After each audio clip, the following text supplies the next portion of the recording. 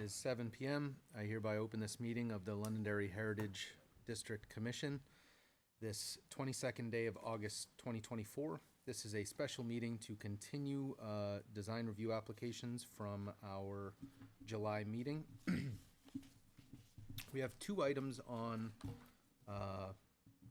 the agenda for today for review. However, we will only be reviewing one of them. First order of business is to approve the minutes from our prior meeting. Mr. Secretary, I believe you have some notes. Yes, Mr. Chairman, I have 4 changes to the minutes that have come from commissioners. I'd propose to read those, and then most of them are technical, and then just make a motion to approve them all. First one is Mr. Rugg pointed out that I had the Ted Combs title incorrect. He is an ex officio to this committee since he's a voter and not just the town council liaison. So I've changed that in the minutes to ex officio. Next, David Colglazers suggested that we add a note that said the May meeting was canceled due to a lack of business before the commission. Okay. And unless there's objection, I'll include that. There was a typo that my editor, Mr. Rugg, caught where I put the word nest in instead of next. And finally, adjournment last week, for this meeting, I had a 6-0 count when there were only 5 of us voting there, so I proposed to change that to 5-0. And unless there's further amendments, I would make a motion to accept the amended draft minutes. Second. Seconded. All those in favor, say aye. Aye. All those opposed, say nay. The ayes have it. Minutes are approved. Okay, moving on to our review applications. We will be skipping item A on the agenda today and only reviewing the site plan for a 15,200 square foot retail building and 9,400 square foot childcare building and associated site improvements. Village on Technology Hill PUD, Londonderry Holdings LLC, owner and applicant.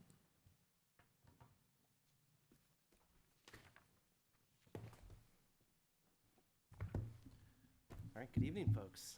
First of all, thank you for holding your meeting this evening so that we can move forward with this all-important next phase of our project. My name is Nick Golan. I'm a licensed engineer and principal with TF Moran. I'm joined this evening by Mr. Tony Nozaka, project architect with Stone River Architects. So Tony will be really our key point speaker for the evening, but at our last meeting with you folks, there was a few takeaways as far as things you would like us to further evaluate. I'm going to give a little summary of those, and then we're going to give Tony the opportunity to give you the proof in the pudding as far as those items that you were looking for to be revised. Relative to the comments that we had received, shingle roofs rather than standing seam metal where feasible. To please submit material in color samples. Softer earth tone palette for residential buildings is recommended, noting that we are just looking at retail and childcare this evening. Details for windows and window treatments. A signage plan and an enclosed school bus stop is recommended. Relative to the signage plan, and we should have brought it up at the last meeting, that will be done by a turnkey vendor. So that is a full package that you guys will receive at a later date, but it's probably sometime off. Regarding the enclosed school bus stop, if we want to flip to our site plans, and these are literally hot off the presses. These were printed today so that we could meet the deadline for formal review. We have incorporated a bus stop at the main entrance of the facility. Here we are. This is site prep. We'll go one more. Sorry, hopefully I'm not making anybody dizzy. All right, there we go. So this is the primary entrance here off of Akira Way. This is that retail area here. This is our childcare. We have a bus enclosure that currently measures 10 by 5 and a rebuilt sidewalk in this location. We're talking a little bit about it before the meeting. One of the things that this bus stop did is also better facilitated pedestrian movements really throughout the facility. We previously had a sidewalk on the opposite side, which was creating the need to cross over that central lane and to do so at the primary entrance, which wasn't necessarily desirable. What we've been able to do is rebuild that sidewalk all along the retail side and provide a crossing further interior to the property such that we no longer have to cross one or two driveways at what otherwise would be inopportune locations. Again, I'd voice the fact that it's a 15-mile-per-hour zone within the village on Technology Hill, so we should all be moving at slow speeds. But anytime we can give drivers and pedestrians a little bit more reaction time, all the better. I believe there is a graphic. Tony, can you? Should be open actually on the bottom. Oh, even better. I think they're both open. There we go. So it looks like we got two options here. And I'm jumping ahead a little bit here, but why not? This is one such design that could be incorporated. It's an attractive image. I think this would work nicely. And it appears we also have an alternate that versus the translucent, perhaps a little bit of different materials. So just the overall look and feel, though, is consistent with what I think the expectations are for the village on Technology Hill. Ultimately, this will go before the planning board so that they have the opportunity to review it, but we'd be certainly interested in your thoughts if there was a preference between the two as Tony works to really resolve this overall layout element. And just to piggyback on these images,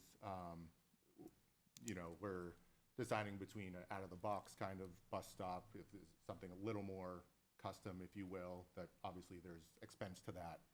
And also we'd be willing to, I don't know if there's a Londonderry standard for bus stops or if there's anything that we could willingly work with the town on that, coming up with that aesthetic. Hey, Jim. So we thought this would be a nice element, and again, it's really cleaned up our pedestrian movements within the site, so it was a great suggestion. I'm glad we've been able to incorporate it. What I'll do now is really flip it back to Tony at this point to talk a little bit about our buildings. We've got our retail, we've got our childcare. I'll let you go ahead and drive, sir. Sure. Acknowledging that there were really 3 additional comments that we need to make sure we address. Tony will address those first, and if there's other items that we really want to talk about, the floor will be yours to ask, and we'll make sure we answer. Mr. Chair, question. Are we going to ask questions as we go along, or are we going to see our Please presentation? feel free. If you have a burning question that you would like to ask as they speak, please bring it up. I may get Otherwise- burned, but We'll keep good eye contact so we know when to stop. the bus stop, was that enclosed on the sides, or were those open on all the sides? One was enclosed, one was open, but can easily be modified. Okay, and when we said open, like open in front and closed on 3 sides, is that what, I couldn't tell Yep. from the picture? I can go back to it. This one on the right was kind of open all around. This one on the left was glass enclosures all around. Okay, all right, great. Yeah, we don't have any standards for bus stops. We and bus looked enclosures. long and hard, and I could not find anything, Yeah. so that's reassuring to hear. I will say, since we happen to be stalled on this subject at the very moment, the second one, in my opinion, is a little nicer. The earth tone thing kind of comes into play, and I think it plays well off of the stone that you're also planning to put on the retail building. Helps kind of tie everything together. The only thing I'm curious about is it looks like there's slats in the roof.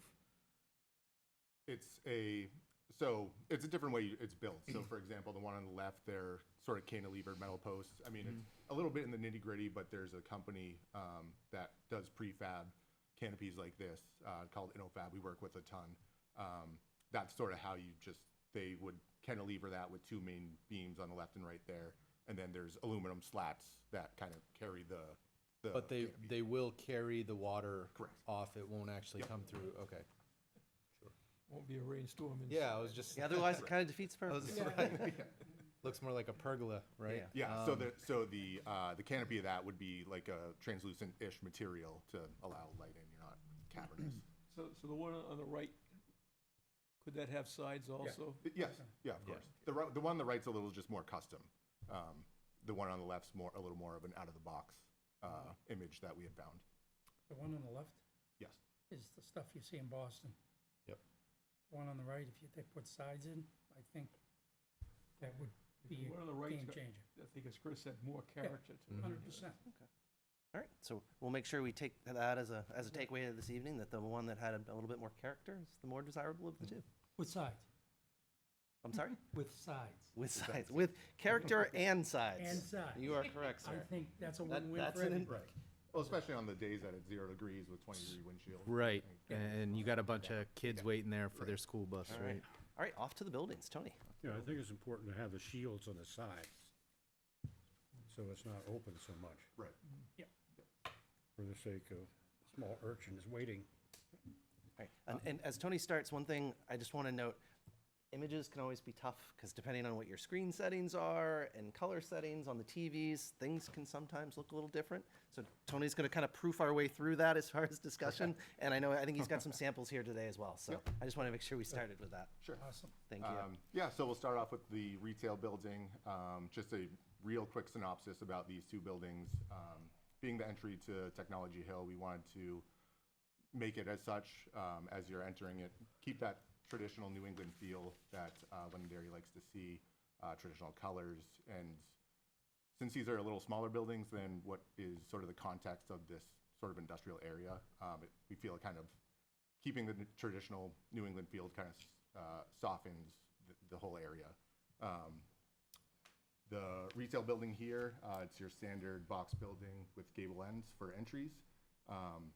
It is a flexible building as a flex space. We don't know who the tenants are at the moment, so we didn't want one main gable entry, two calls out multiple entries.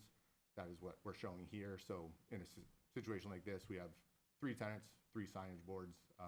We can get up to 6 in this building tenants. Obviously, they'd be smaller, but we'll let the market sort of dictate that.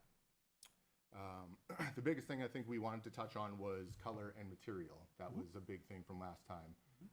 As I'm just going to reiterate what Nick said, is that when you see on the screen and how we render things, it's much different than what can be real. So See the real stuff. show you the real stuff. The stone base, this is typical in each, and typical, honestly, throughout the village. This is as real looking stone as you can get these days, and as durable as real looking stone you can get these days without having to have the install cost of real stone. It looks very nice and low maintenance. Who makes that? Certainty? So is that ceramic or is It's concrete. So Oh, you can gouge it, you so can. it's just, Yeah, if you want me to. Pass I it can- around. Every time I pull one of these, I can bring it up. Jim's the expert with this stuff, so. All right. So that's typical, about 2.5 feet around the 3 sides of this building, and around the back side of the building, it's not as visual as seen from the entire village, so a little cost savings. You'll see on this rear elevation, we don't have that stone base. That's some weight to it. Yeah. Oh, yeah, yeah. We'll pull the building down, will it? We have good structural engineers. So I want to ask you a question. Sure. You guys wanted to tie in the bus stop thing there. That wall looked like there were browns. This is gray. Is this the same? It Help me would, out here. if we were to do a stone base, it would be that same stuff. Got it? Yep. Okay. Cool. The next layer here for this, again, is a common theme for both these buildings. They both have board and batten first base. The upper layer is clapboard siding. This is just to show you what the board and batten we're using. Obviously, the lower portion here is this blue. What's that called? Wedgwood blue. The nice thing about this board and batten is this is actually a specialty board and batten from Certainteed. It's a little thicker, it's a little chunkier. It doesn't get that waviness. It's got like a rigidity to it.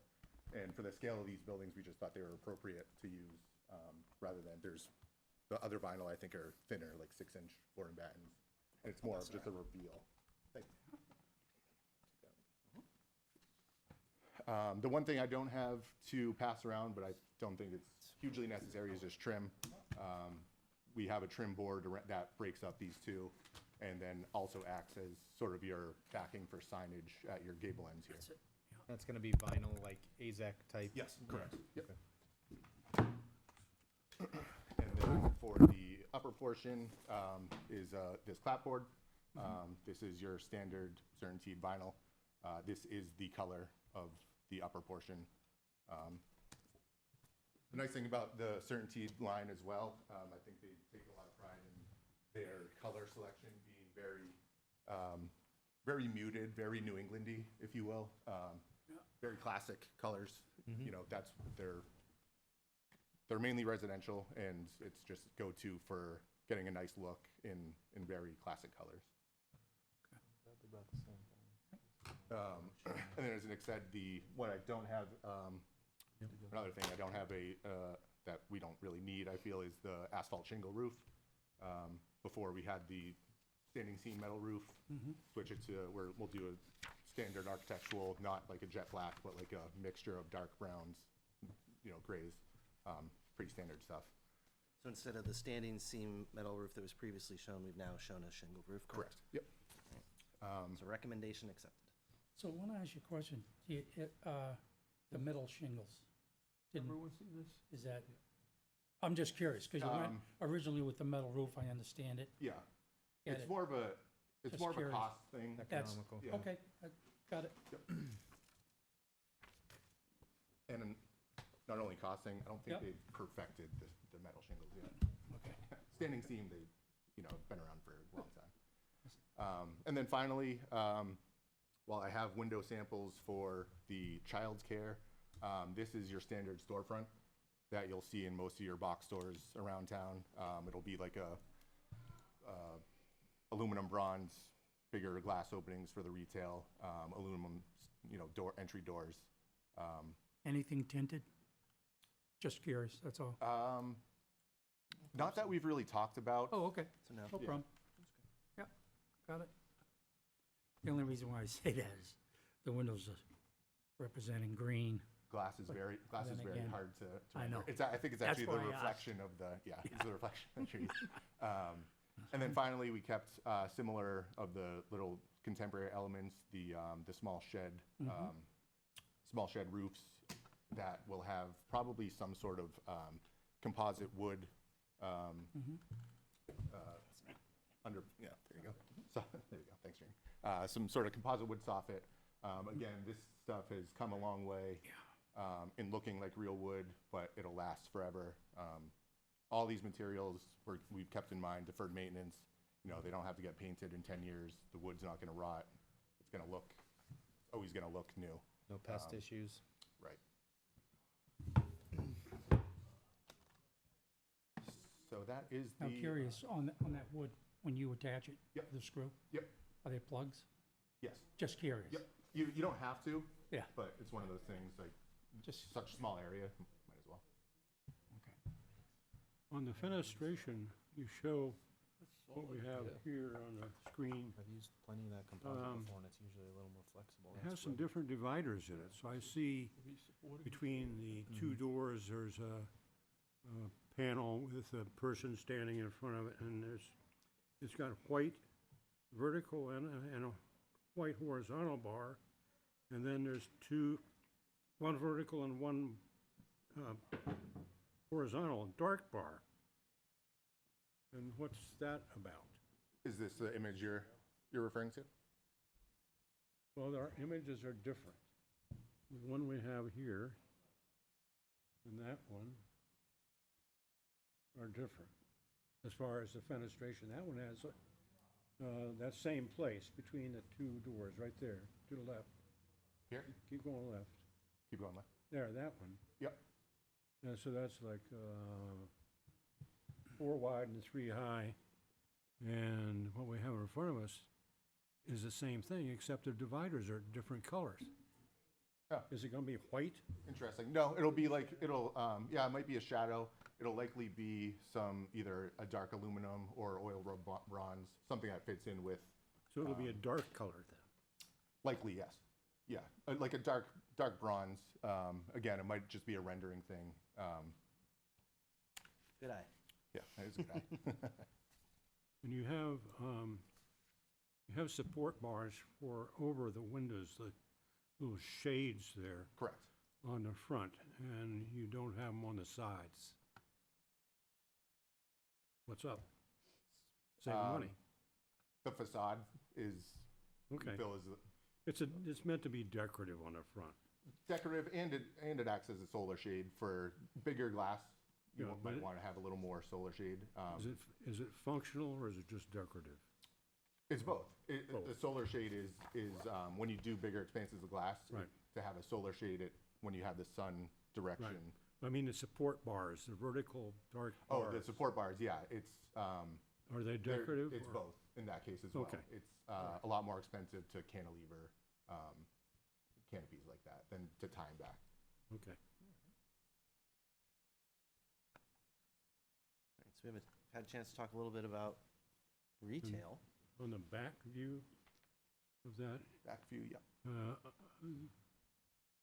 rear elevation, yes. you're only gonna have a couple of doors back there. Yep, so we have a couple egress doors. We have that overhead loading door. It's not really loading dock. It's for, there's a back common hallway, so for all the tenants to use, so. Hand trucking of whatever Exactly. materials. A truck comes in the back, they load the Yeah. hand truck to their, But you don't need to have any more doors back there for, no, we do not. What, are you gonna have like a connecting hallway along the back? Exactly, that's where- exactly, yeah. yep. Gotcha. and then, are there gutters on this building?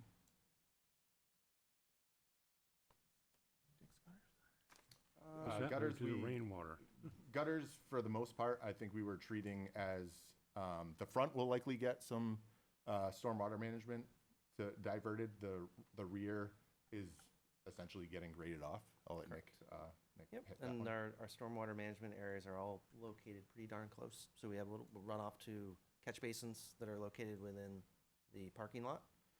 And then within that parking lot, it then drains to a stormwater management area that's immediately to the west, which is a infiltration basin. From the roof, Yes, sir. it drains into something that drains out, okay.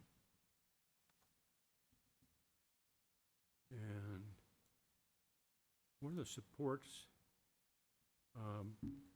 members by the doors, where it says signage, and you've got the little roof there? What is the support material there? That'll either be, that'll wait a likely be second. clad in, either a composite type of wood or, like a PVC. Pardon me, I didn't read it. It says natural wood columns and accents. Sure. Okay. And only one niggling detail, because I look at details. What kind of a car is that on the far right? Which one? This one? The gray one. This one here? No, keep going. This one? Further right. Or generic, That's isn't it? left. Further right. Other right. Oh, this car, the one right in front? That I'm one. going to say Ford Taurus, perhaps? I would guess a Corolla, personally. Oh, jeez. One of the new Kias, maybe? I don't know. Here's the Possibly problem. Judging by the handlebars, I'm going to, no. The It's problem. not like we're looking at a 67 vet, if they're It's harder got- to tell. It's got 2017 F-150 wheels, Oh, really? 7 lug nuts. Interesting. See, that's a detail right there. That's okay. I was just curious. He is, Where he do you is get 7 detail lug oriented. nuts? So people at the tire warehouse told me there was one truck, F-150s, in 2017, they made 7 lug nuts on a wheel. Make sure that makes it into the This is weird. Okay. Remember that for trivia. But this is better. I We would had like you on my another team, one sir, jeez. that You came do in well. here, another applicant, and they had a little video of their, going through the village and everything. The cars were driving on the wrong side of the street. So they had Attention to all these little detail. cars going around like it was in England. Maybe they outsourced. It was the- a European version. I was gonna say, yeah, UK. But if there aren't other questions as to retail, do you want to go ahead and we'll go over to childcare and talk over those same elements if we could? I think we're ready. Yeah. Yeah. I'm looking to see what cars are where now. See what kind of brand the guy's jeans are. So similarly to the childcare, again, a traditional sort of New England feel to it. Overall gable roof with one main gable entry. As far as the form goes, it's pretty simple.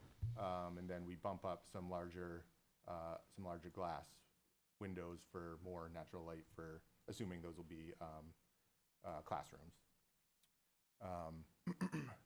The materials similarly will be, did those make it back first? Right there, okay. The board and batten, the first layer will be not that color, but this sandstone beige. Which is that? That is the So it'll be the board and batten. Yeah, okay. First Cool. layer, just that color. We have a similar trim band, just not as robust as the retail building. And then the upper layer is the same clapboard siding, just in this color, Oxford blue, which is a little grayish. But again, it's a nice contrast to the two tones. Again, very traditional New England colors. Yep. The roof, again, is shingle. This was shingle before. And this one, since we don't really have any, the contemporary flair, if you will, for the retail building with some of those sunshades that were kind of tied back, the front gable is anticipated to be sort of a metal panel that ties the contemporary into the traditional, and that here's a sample of this metal panel. This is really just to show you the reveals, and I think when we combine this with sort of the traditional siding, line up the reveals in a sort of harmonious way, it makes for a rich looking building, and then that would be in this. No, go ahead, you can, yeah, I'm sorry, where's the metal panels located? It's the main gable of the. signage, where the signage is. Okay, We're actually right where the mouse is. gotcha. But it's gonna be the same blue color? It'll be this blue, which is sort of just an off tone of that blue. And then similarly, just like we do in the retail, there's a entry canopy. There's that will be this same composite wood, and then we have a drop-off area that will be similar to, that has a similar aesthetic as the bus stop, and it ties everything together.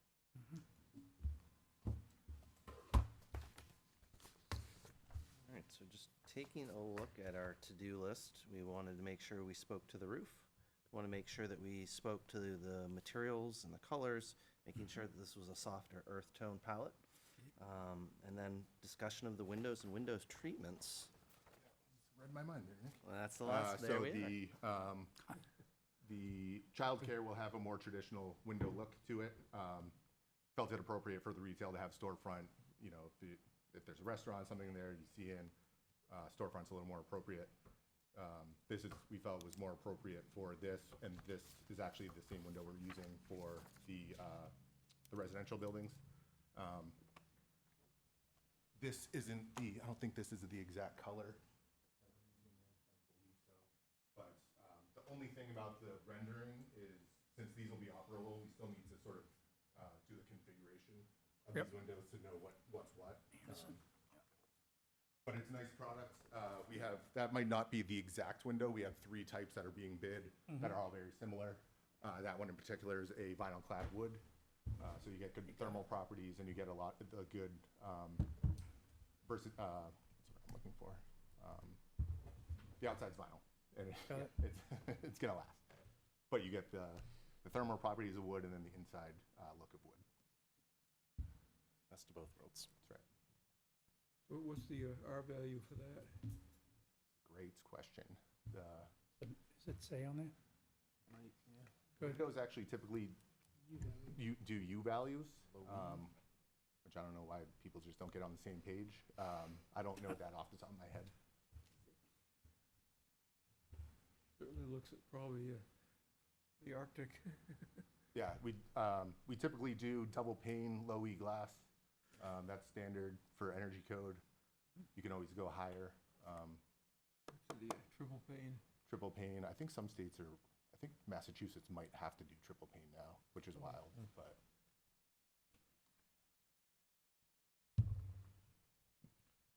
Pretty good, almost as good as when Joe DeCarlos brought in a whole window. We had a whole window, unfortunately, the If you lifted representative it- needed it back, so. Yeah, he left it in his pickup truck, so he couldn't haul it in. You're welcome. Thanks. Is are the representations on the rendering pretty close to what you think as far as light design in the windows? The grids? Not quite. We haven't really, it's, for more traditional windows, you're a little more limited. The the vertical and horizontal molds there. Those will be like mold together units, basically. And structure comes into play, different things. So we're gonna get as close to that as we can. So yes. Okay. Sounds like it's as close to the As mark close, as, as close as we as can what be. we've got right now.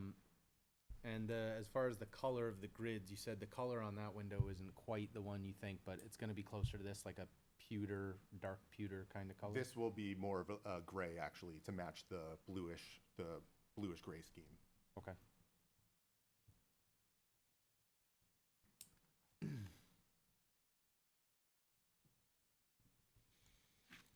So that is the formal portion of tonight's presentation. I think we've hit on all the marks that were requested, but if there was anything we were deficient on, or if there's just other questions, vehicle ones as well, if we see spot anything good in the foreground or near ground here. But I'm really impressed with what Stone River's been able to put together. We hope it's in keeping with your expectations. On your drop-off overhang says by others. Why doesn't it extend further to the left in the front elevation? If it's supposed to be protective, It's another grade you have I. to come out the door, and then you have to go under it, as opposed you come out the door and you are under it. It's another grade I that you and the owner on the exact same page, because we had that comment today, actually. We are likely going to extend that either closer or do a similar drop-off area actually in the front to ensure that the kids getting dropped off stay out of the elements. And dry. Yeah, that was, I mean, it was sort of a placeholder. We're not sure how many cars Okay. we want to like queue up as well. If it's one car, if it's three, so as we design that, as we finalize that design. And it'll be high enough for clearance of a small school bus? Yes, so it only extends a few feet over the curb and was like 10 or 12 feet high. Okay. We don't think there's gonna be any school buses getting in there, but you never know when somebody may have. Sure. But even our Oh, fire a van or even our something. fire trucks, Right, we fire still have trucks. to we still want to accommodate for emergency Garbage vehicles. trucks, So yes. it's a good point nonetheless. Yep. One of the things, if you guys remember on the Derry Medical Building, their cantilever, I remember being there a day and people would pull up and there was no overhang. So an elderly lady trying to get out of the car, by the time she got out, it was pouring rain out. By the time she got out of the car, she was soaked, just soaked. A lot of money to be spent. Let's keep people dry. Well, I mean, it's just, you know, Right. it was bad. No, that is something we can make sure is addressed as well. Are you planning at some point in the future for solar cells on this roof of these two buildings, or that's not in the immediate The plans? retail does, because it's set up perfectly. We note them on this rear elevation. That's almost directly south facing. The childcare doesn't have the best, It's not Right. oriented- Orientation. It doesn't have the orientation that would Right. really be appropriate for it. yeah. And it's choppy in the front. It would, if we were to do them here, they'd have to be on this front facade, and not sure that's, You don't desirable. enough, Question? I mean, there's a good expanse on Yeah, the other building. and for the amount we have in the rest of the village, probably not even worth it trying to get it on the childcare. Question. Mr. Butler? Out of curiosity, is there an enclosed yard for these, for Yes. the kids? Yes. So there is, I just didn't see it, I was just Yep. curious. That's all. You can kind of just see a hint of it back here. I think I just sort of cut it off. And the But reality is there's- there'll be a playground in the back. We've allocated a Enclosed, all that, very nice large area. But nice. the reality is whenever we have playgrounds, it's a turnkey vendor. Yes. So very similar to like when we deal with our signage, whoever designs that playground equipment. And I would assume in part, whoever that end user is, who's going to want to have some input on how that playground's laid Understood. out. But we've given them a nice, good open berth there Good. for that need. Awesome.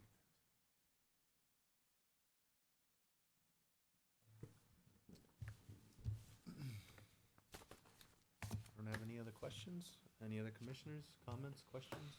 I think it looks good. We can Make a, send our recommendation to the planning board. to make a recommendation of approval Mm-hmm. to the planning board? Okay. Vote on that? We will recommend approval with a couple of exceptions. I did note on our comment sheet that signage will be approved at a later date. And that the bus stop with the stone base is preferred design, but must have side enclosures. Okay. Mr. Chair, just to make everything legitimate, you need to appoint Jim. Oh, that's Ah. right. Am I an alternate? Yes. Oh, yeah. Yes. Jim's an alternate. You're gonna appoint me? We will appoint Jim as, Thank you very much. as a voting member for tonight. The other buildings. in the Got project. it. Okay. I want to thank you, gentlemen, for bringing in all the samples. Oh, You absolutely. did due Yes. diligence. Absolutely. It's- I'll it's take all always- the adulations I can. Tony carried everything, but I'll be Tony, happy good to. No, job. it's- Tony, good job. It's always best to have it Yeah. right in it front The of just- you. physical some samples people are just- Yeah. a huge help. I'll help you carry. Just be able to touch and see it and everything, Exactly. then you know. Exactly. But, Oh, Oh, come we're on, only- no, we're not. We're only so good at rendering stuff. And and if I'm out of bounds, cut me off. But we Well, it's been had, great seeing you. I think I heard a recommendation. yeah. It's no good. I'm an alternate.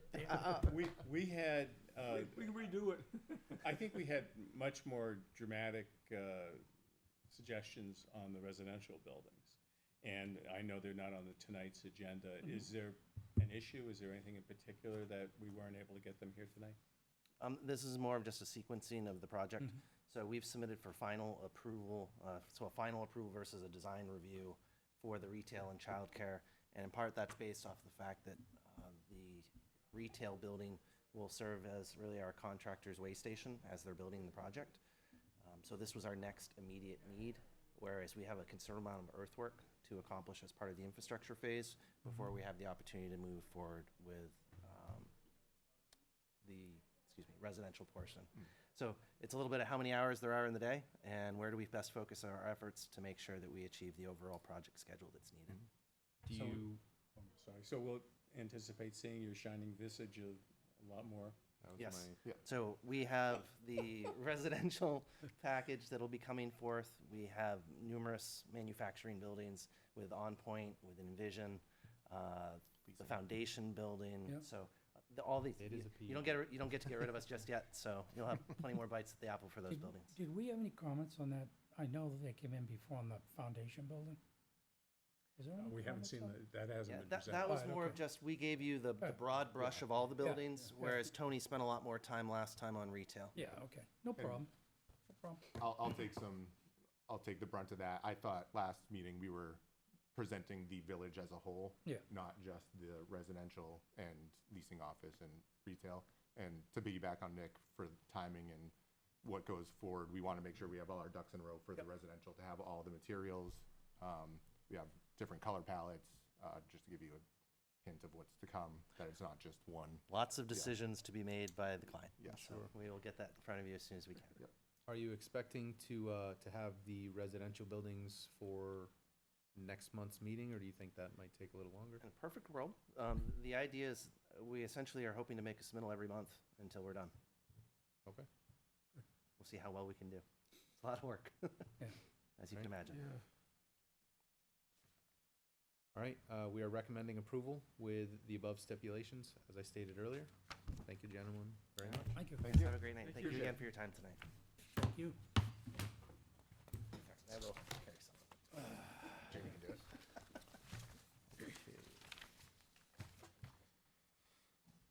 All right, with that, we'll move on to other business. Any commissioners have any other business? David Ellis's letter, I think David has some good points in there. But I think what is, the critical thing is for the town to get back into the Emmett system.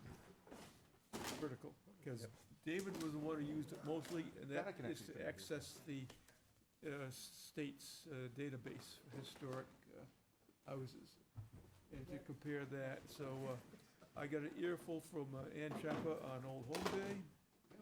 Got an earful from other people too about other different things, so, but I think it is critical. And we need to have a designated person on our staff. It has been in the past within the planning function, be in contact with the state. This is with the Emmett system, who's responsible for it, and to also be in contact, because I talked with Mike 2 times, because we are a certified local government town. This opens up the possibility of a whole range of grants that the town could receive for historic structures. And Brandy Laughlin is the person who's been in contact, and what I talked with Mike specifically was a letter to indicate to the state, historical resources division that to get like a place in line for submitting a grant. So that letter was due, I think, like August 15th, 16th. Mike told me he's going to get it out. So whether it went out or not, I have no idea. So you can check up with Mike. And I can certainly check up on that for you. He'll probably have you do it all. I will certainly look into that for But you. it is critical that we get in the Emmett system. I think there's a fee that has been well worth it. We have been in it, and I'm surprised. I seem to be the contact person with the state, historic resources division. So. Certainly, you can look into that, Mr. Vice Chair. To let you know, Emmett is currently phasing out paid access and going to, by 2025, will be strictly a open access database. So it will not require membership or anything along those lines anymore. We are currently looking into it. As you know, we do have limited resources right now, so we're just trying to figure out what the best procedure is for this and how we've used it in the past. But it's certainly something that is on the town manager's radar, and we will give you an update on it next month. Good news. So at least it's there. So we just don't want to let things slip by and lose out on something that we could, because the CLG could even provide us grant money for the old town hall, the old Morrison House. We- So there's a lot of possibilities there. So we got to keep that well and alive. And that's all I had. Mr. Chairman, then, if Mr. Rugg's done, on the same vein, I wrote you, and I think there was an indication that maybe we could get on the agenda the next meeting, a fuller discussion of, I suggested 3 topics from David Ellis's letter.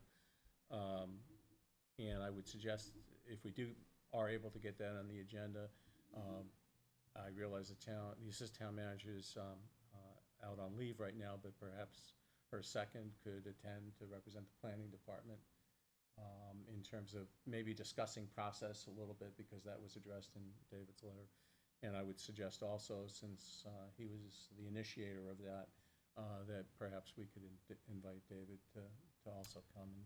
And basically, just an open conversation. I think there are some things that he may or may not have had correct in his writing, and we can address those, I think, just by being transparent, putting out there, here's the process, here's what happens, let's put it out there once. I frankly have been on this commission, I think 3 or 4 years now, and I don't know where everything roots, and it wouldn't be a bad thing to hear it. And we certainly, between planning and yourself and certainly Mr. Rugg, we should be able to explain adequately what happens when we do these reviews. So I'd suggest that's a worthy discussion. Absolutely. That was actually the primary motivation for me wanting to move that to our next regularly scheduled meeting. One, I think David Ellis would probably like to be present while we discuss this, as he had initiated the discussion, as well as, the opportunity to do it in an open forum during a regularly scheduled meeting. So, Mr. Butler. Yeah, I know that the timbers came up from the Lions Hall, the Morrison House, and there were comments made by the chairman of that committee concerning the status of those. I can tell you that Ann Champer's information was very accurate. So I don't want to be accused of taking something, of doing something wrong, and Ann had it down to a T. So I just want to make sure that we get that on record. And those timbers went to the DPW first, and it was the DPW that wanted us to get them out of there. And that's when Kevin got involved in it, so. Okay. Little clarification.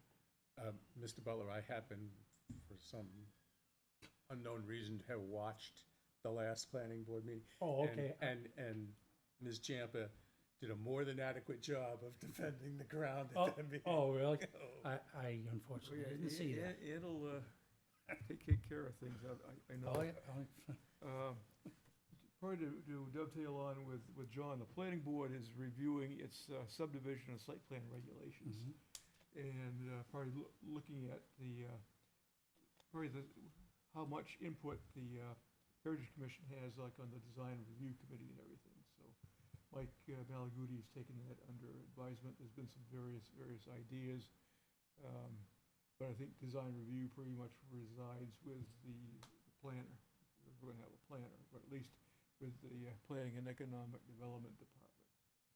So that's a work in progress. I think the board wants to review more, but there was some good discussion on it with the board, so you can just review the meeting also.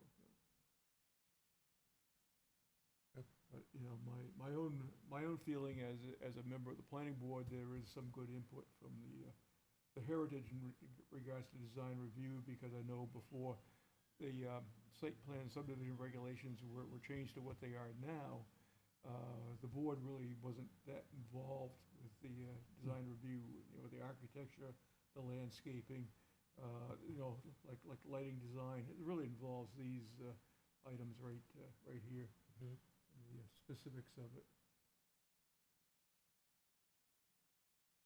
So just to let everyone know what's happening. So we'll probably, our September 11th meeting will probably be taking that up again.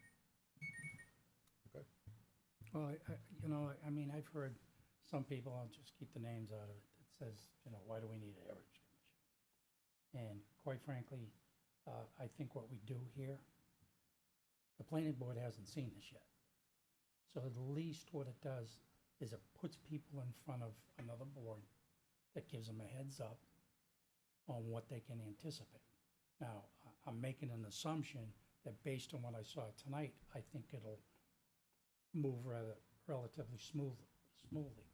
But I mean, it does. I mean, these developers, for the first time, they come in front of us and they have good information. And either it's way out, and that's what we tell the planning board, or it conforms to what I think people want. So I think there's value to this. I think, Jim, Committee. what it comes down to is the planning board does not have the time to look at things like it's done here. I get it. And this is where the real input. I know that the planning board has always taken the recommendations from, you know, the Heritage Commission, except I know in one instance, and that was Yep. the lighting on Mr. Steer. That was gonna be external lighting, Yes. and the planning board shot that down, whereas the Heritage Commission Yeah. said it was, well, it was kinda like, okay, but, Understood. so, I mean, it isn't designed to be, we're compatible, but at least, you know, we search things out. Yeah. And then we can, you know, at least point things out where, in areas where we disagree. The final decision is really with the planning board, but for the most part, I think there's some good compatibility and Yes. dovetail I do together. too. Sure. We do end up talking about a lot of things that are technically under the purview, I think, of the planning board, such as signage and lighting and things like that. We focus a little more on design than, you know, whether or not enough space is lit or how big the signage is. But like you said, Jim, you know, as we give them input, it helps them to refine their design a little bit more so that when they Yes. go before the planning board, you know, they have a better shot of getting approval. Yes, design of light fixtures, planning board doesn't really get into that. It's just, you know, the light, so there's no overflow Right. onto, you know, Yep. abutting properties. Yeah. I mean, it does kind of like overlap a bit, and sometimes there's, even though it's more of a planning function, but ideas that come out of here also, so. But I think The if Heritage these sees gentlemen it- tonight had heard something very negative, they would probably start to make some changes before they hit the planning board. And I think that's I good. think with very few exceptions, most of the time, the advice that we give They take, is, yeah, they take Yeah. it. And they may not make exactly the changes we were hoping for, but it's all about compromise, right? We want a certain thing, especially in a case like this Village on Technology Hill. They have a certain vision. We have a totally different vision of our town and what we're looking for, so we gotta meet in the middle somewhere. We I can't. mean, here's a perfect example of the metal panels on the daycare center. Yep. I'm not a big metal panel guy. Yep. But I understand it. I wasn't gonna, it The, looks good. I it was gonna blends say, in. I think the color choice too Yep. kinda helped with that a little bit. They didn't Yep. make it a brazen aluminum color or something. They made it a blue that actually matches with some of the other design elements, so they look good. I think most of the developers kind of know what we expect, you know, so it, Important. yeah. You'll miss that, I'm sure you did. But I mean, I think now they kind of, you know, understand what we want. And then we got, the lookbook. How is that in progress? Ask me that again later. In other words, Yeah, it's slow. yeah. I get it. There's a lot of work there, so. There is, so, you know, And to give you a little bit, Mr. Vice Chair, if you want a little bit more detailed answer, as you know, we did an email switch over for you guys, and then we did one for the town hall, and we are looking at a little bit of a kind of comprehensive visual identity shift, not a major rebranding or anything, but trying to get all of our business cards and our letterhead looking the same now. And so that's kind of part of, we're trying to finalize that. You know, if you notice the letterhead, your chair noticed the change in the letterhead on the comment sheet. So we're trying to just get everything a little bit in line, and that's part of it as well. So because the lookbook is a significant undertaking, we want to make sure we know what we want that branding to look like before we commit to it for it. understand. No, you take a look at that Chase Bank. Remember the first renderings that came in on that? Mhm. They listened to what we had to say, and I think that the building materials and the way they've designed it, I think it looks good. That's the one on the corner of Gilchrist. Yeah, yeah. I think it looks outstanding. I do too. Yeah. And that's a mix, you know, they have the, kind of the modern looking corner glass, but they have the brick, they have the clad board. I mean, I think all in all, Good- I think a good that came out nice. architect. Yeah. That together. I know, I think when I was first on the commission, we had Hannaford. The design they had looked like an airplane hangar. 3 iterations later, that's what we have. And then before the Heritage Commission was, you know, having input on, you know, design and everything, Mhm. the planning board had Home Depot. That went through 4 iterations. Mm-hmm. And they were very agreeable, and they were good to work with. That was when John Farrell was first on the planning board. They wanted like an orange roof or something at first, didn't they? Yes, yeah. So the only thing that is Home Depot color is the sign out front. Everything And else was. It's actually a good looking building. Yeah, Came out okay. I mean, and John did a lot of traveling with his work, and he had Yes, pictures I of get it. Home Depot from quite a few locations, and that's what the Yeah. engineers, and they had the architect here. They would take a look. They went back to Georgia, came back. You know, that was a good, I think, a year before that was finally together. But I know there was 4 iterations that came out of it. That was done with the planning board, and that's when kind of we changed both our subdivision and site plan regulations to get the input from the Heritage Commission, because the planning board basically didn't have the time to spend Understood. on it. With more structural things and traffic. And there's traffic. But the other was, McDonald's that was planned up at Exit 5. Oh, that And was a then battle. Mr. McDonald from corporate McDonald's came in with his corporate building. He wouldn't understand anything, so He we didn't gave want. him our input. So the next meeting, there's a lady who's not on here anymore, had pictures of McDonald's from different places. Janet, is it Janet? Yes, yeah. And they were taken off McDonald's own webpage. Yeah. And so, second meeting with Mr. McDonald, I forgot his name, but that's why we always called him Mr. McDonald, came in and we showed him all these pictures, and he didn't really have much to say, and he would be, coming back. We never saw him again, so. Yeah, that didn't go. But one of the buildings the commission also been criticized on the current McDonald's, which was the architecture of the original McDonald's building there was like the clock tower. Mhm. That was a Dennis Sargent, project. And so they had to change it to more of a corporate design, because that McDonald's is independently owned. So the owner of it had input into it also and agreed to the modifications, but the commission was still criticized on it because it didn't really fit in. In my own opinion, it doesn't quite be there. It has to be, Yeah, I don't disagree. the more of a New England style. If they want to be here, they'll sooner or later conform Yeah, to somewhat. yeah. Usually those corporate designs change All every the once in a while. So Yeah, we got the Nuria that's going in at exit 5 Yeah, to change a little bit. You know, they Yeah, you're right. they still have a couple bright green accents, but they had some But they didn't- lots of green. There was lots of that lime Yeah. green before.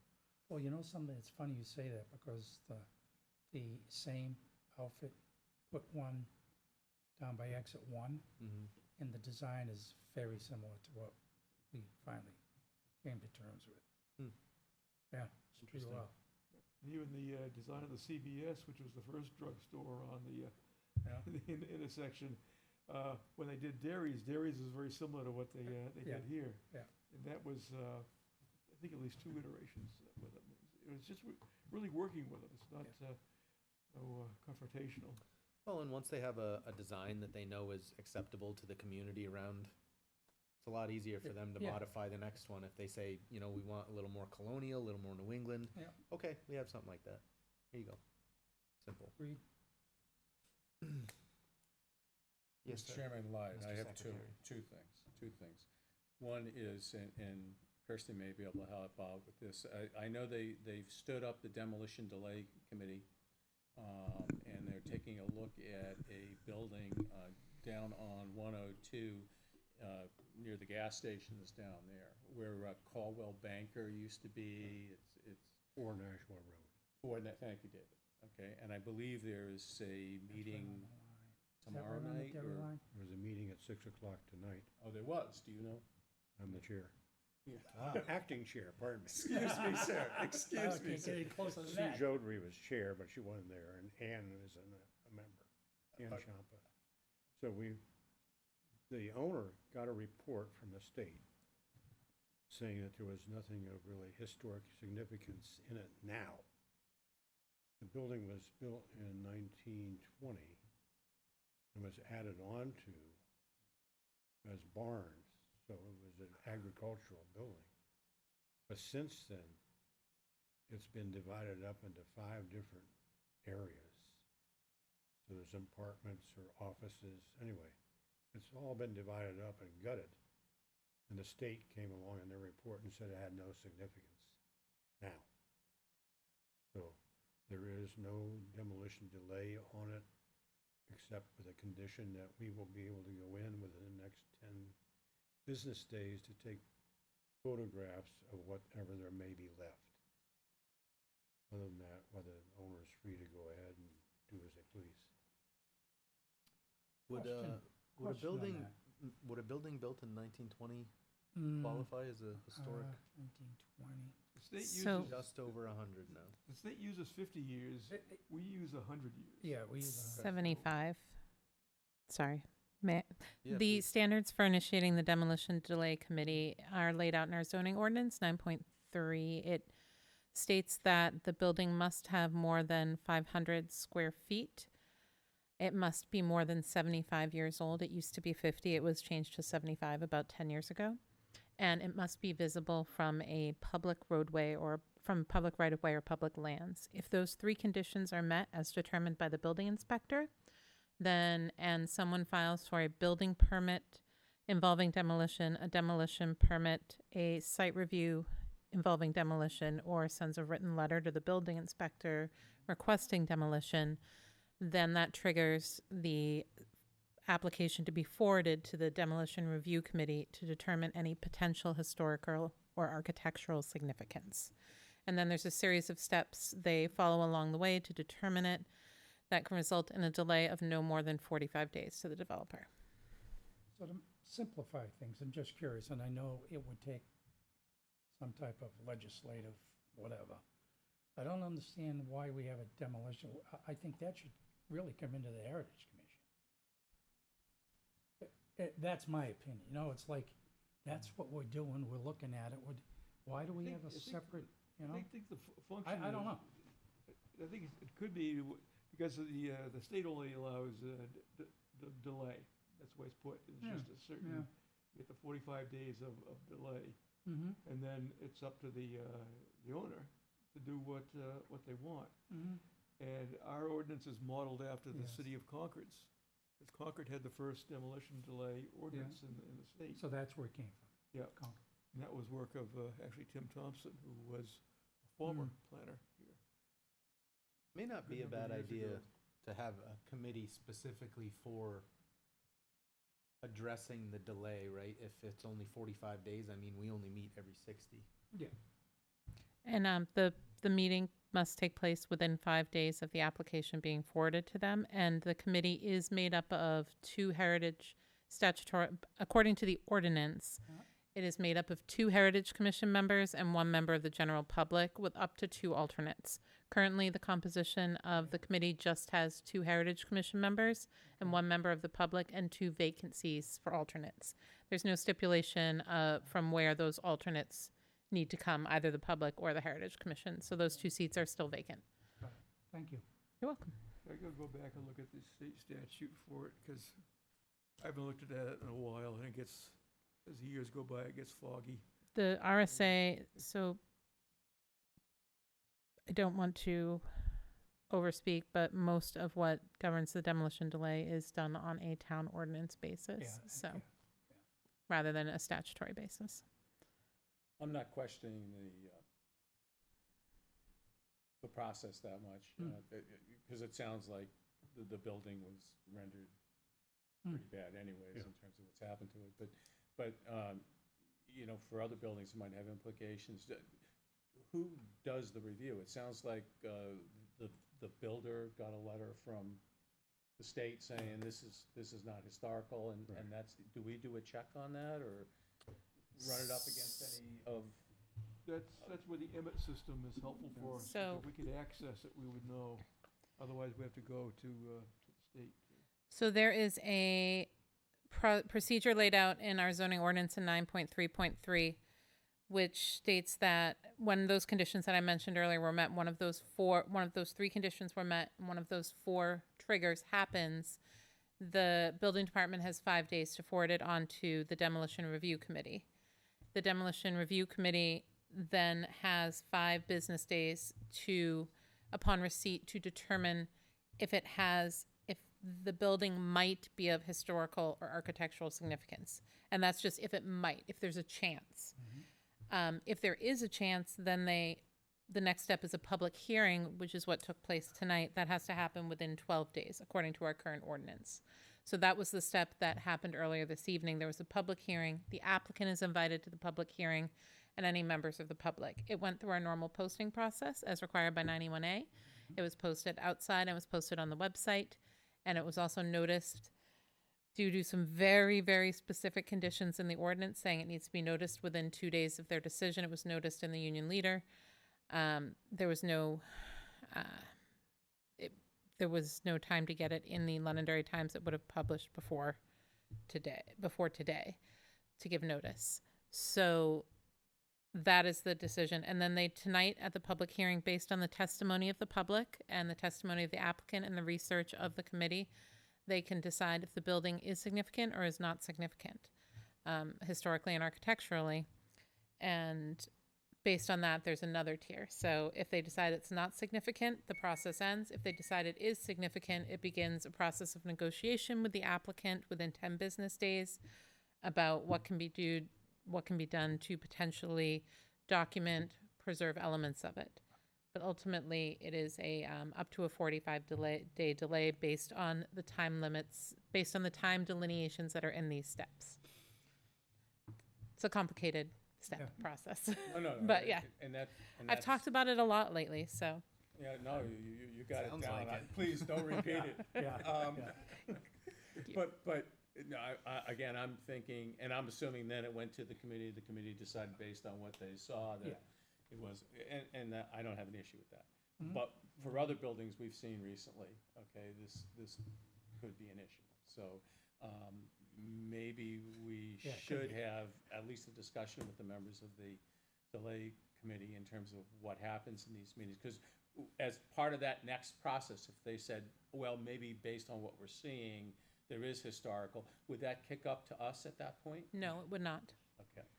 The next step, if there is historical significance, they meet with the applicant or applicant's agent within 10 days, 10 business days of the public hearing to discuss alternatives.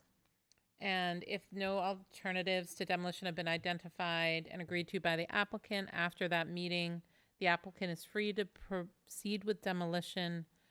And the Demolition Review Committee shall photograph the building provided the applicant is amenable to it. And the committee may also encourage the applicant to salvage significant architectural features. I'm sorry, Chris, did you they meet with the? Applicant. The committee? The committee meets with the applicant. And if the applicant doesn't like the suggestions or is not willing to, then the applicant basically says, no, I don't think so, and they go and they knock the building down. They do still have the right to proceed with the demolition after the delay to document and see if there's salvageable elements, yes. That's a nice way of saying what I just said. Would they at that point can go in and knock the building down. Wow, that's interesting. Yeah, I think there's Holy a, crap. I think there's, the intent is a separation between the Demolition Delay Committee and the Heritage Commission, even though there are two Heritage Commissions on it for, so that we know what is basically going on. But for the most part, there's really been kind of agreement between the demolition delay and the applicant. So I don't think there's been any confrontational type of things. I think there's been agreement that some of the buildings are just not worth saving. And No, I know Ann's been involved with at least recent history I think anyway, the the last 10 recent one years. was on Chase and Mammoth. Yes. Was in 2019, yes. Am I And wrong? then Yeah. before that, it was 2014 with Yeah. 48 Perkins Road. Those were the last two times before this past 2 weeks. I'm not sure, did Ann or whoever was representing us at the time, were they able to go in and take pictures of that house?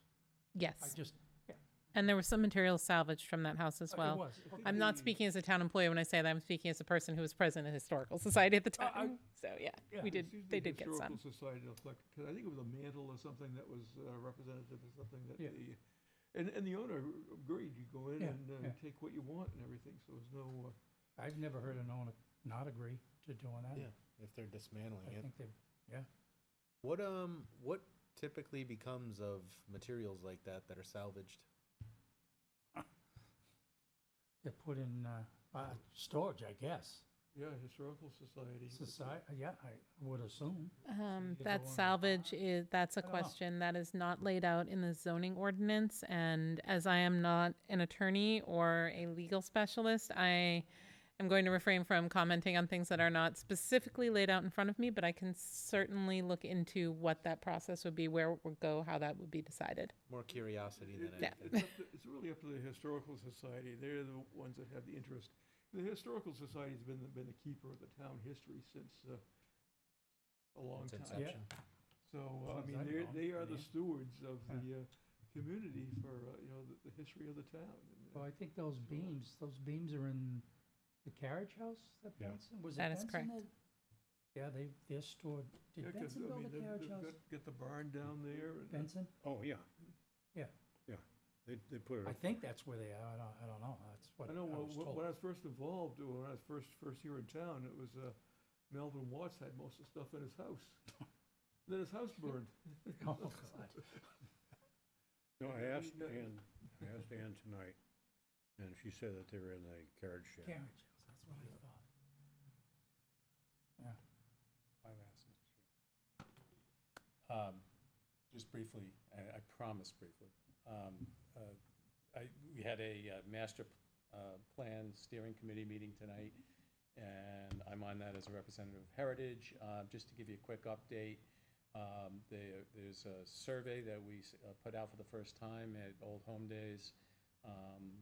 people come and they can scan a QR code and answer. We did get a couple of, I'm going to say 3 out of the 22 questions or so that are related to historic preservation of some of our buildings here in town, to get some input from the public in terms of what they're looking forward for the next 5 to 10 years, what's important to them.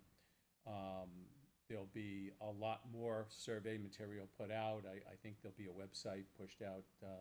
I'm not going to commit, Kirsten, sometime in the future. Oh, that one has nothing to do with me. Oh, good, good. Then it's going to be Monday. But there'll be further communication on this. They have a postcard program that they've put together to get as much input from the general public on what they're looking for Londonderry to be over the next 5 to 10 years. And I would encourage you, once this will be in the Londonderry Times and some other papers, once you see these codes, perhaps take the time to scan them ourselves and maybe have those near and dear to you scan them and complete the survey so that we can get Heritage Commission input on it beyond the few words I get out in these meetings. Okay? And that's it from me, Mr. Chairman. Thanks, John. I believe I gotta get my QR code. you did send out a couple, like a sample with some questions or something, I think. Yes. I responded to that. Did you get ample response to that to get a good idea of what you thought you should put in there? Well, your response was more than ample, Mr. Chairman. Yeah, we did, and then there was a feeling, and I think it was probably a good feeling, that the initial survey was too long and people would object to it. So the survey that was put out, I think, had 22 questions in it. They've also narrowed the focus by taking the sort of the 9 target areas that the master plan was going to work on and have narrowed it down to 3 out of the box that they're hoping to have input on that over the next 3 to 6 months, and then they'll bite off the next 3 and the next 3, so they get all 9 done. Past master plans have taken 12 to 18 months, I guess, from what they're telling me, Yeah, to traditionally, formulate. Yeah. yeah, I'd say, a year and a half to 2 years is normal, because the bulk of the effort is really data collecting, and then getting the data together. And so they're dividing it into those kinds of segments, and so we'll see how this whole thing rolls out as we go down. But there's certainly been some input from, I think, both the town council and town manager that they wanted something in a term shorter than 18 months. Okay, so I think there's a hope that we can deliver at least these first 3 segments in a significantly shorter period of time. Did they offer why they wanted it in a shorter period of time? Because there was a lot of pressing issues, I think, in front of the town, and they don't want town monies and town focus to be 5 to 10 years down the road, as opposed to addressing some of the current issues. And we could sit here and rattle those off, but not a mistaken thing. I think the path that we're on now, in essence, says, yes, address the current issues, and by breaking this into smaller segments, we can do 2 things at one time.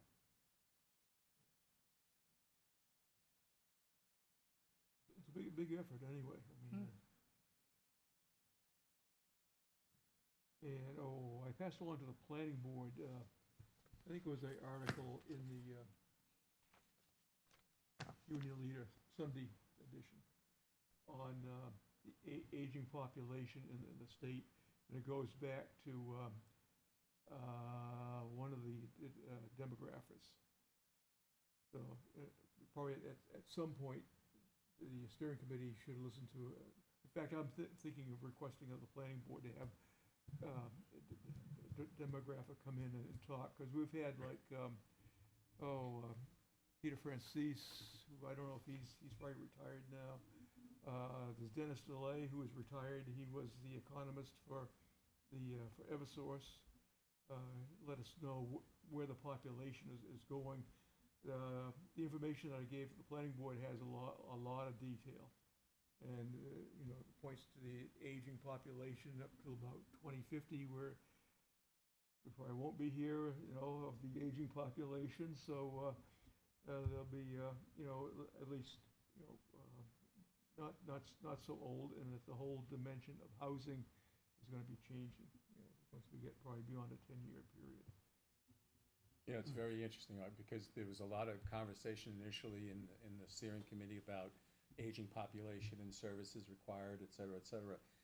But there was a young lady that came in and spoke very eloquently about the needs of younger people, and why are younger people fleeing Londonderry. I think those were her words, and because of the general unaffordability of housing and the fact that a lot of builders are not building first-time buyer homes.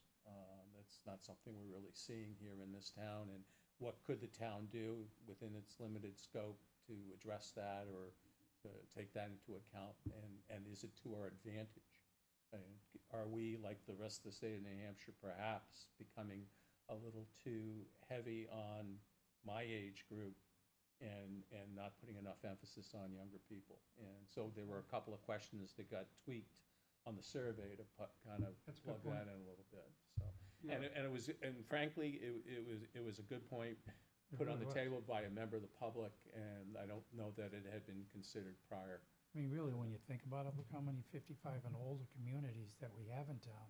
Well, do we have any We're like- 25 to 30 communities in We're- town? we're- You know, I we're- mean, really. We're like every other community in New Hampshire also, and New Hampshire's like the other New England states and some of the other states in the whole Northeast. It's a problem, and it's kind of the demographic of the baby boom age. Mhm. And it's probably the largest population that's just kind of going through the whole phases of life. But the whole basis of this hasn't even been discussed. The tax structure in the state of New Hampshire favors older retired people, and that's what they're getting.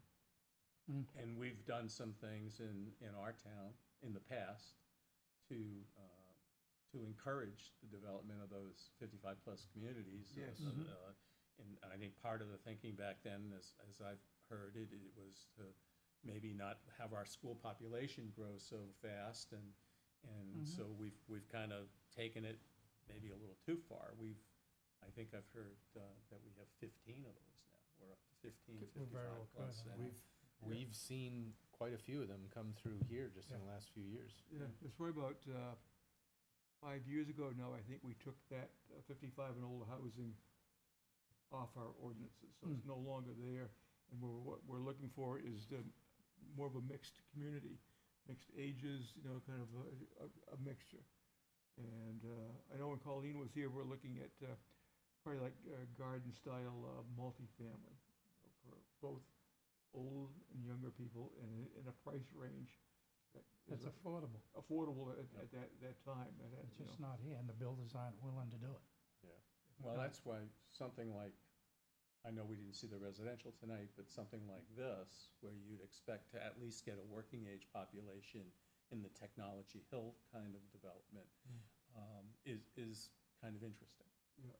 And I think that's what PUDs tend to promote anyway, is well, it seems to be a buzzword with some people, but the diversity. So you get young and old together, you get different types of people, living together, and they're all supportive of each other.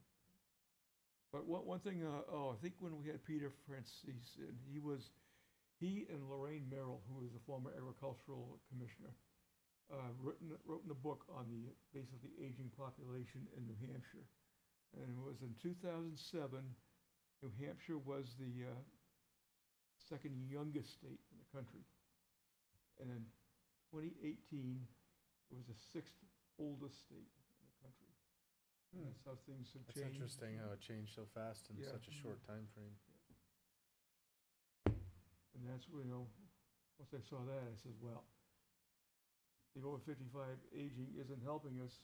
The big reason was because the 55 and older was, they got a bonus for density. And the purpose of that density was to lower the cost. Has it lowered the cost? No. You look at Cross Farms. When they first went on the market, around 400,000. now they're going like 700,000, so Yeah. it takes, you know, a There's wealthy no incentive individual to to build afford. first-time home. There really isn't. I think prices in general are kind of prohibitive at the moment, Yeah, either way. everything, yeah. so. Move we Anything adjourn? else, I'll make a Any motion to further- adjourn. Not cheerful I was no. waiting for it, David. Yeah. So moved. Would anybody like to second? Second. Seconded. All those in favor of adjournment, say aye. Aye. All those opposed, say nay. We could go on all night. The ayes have it. Meeting adjourned.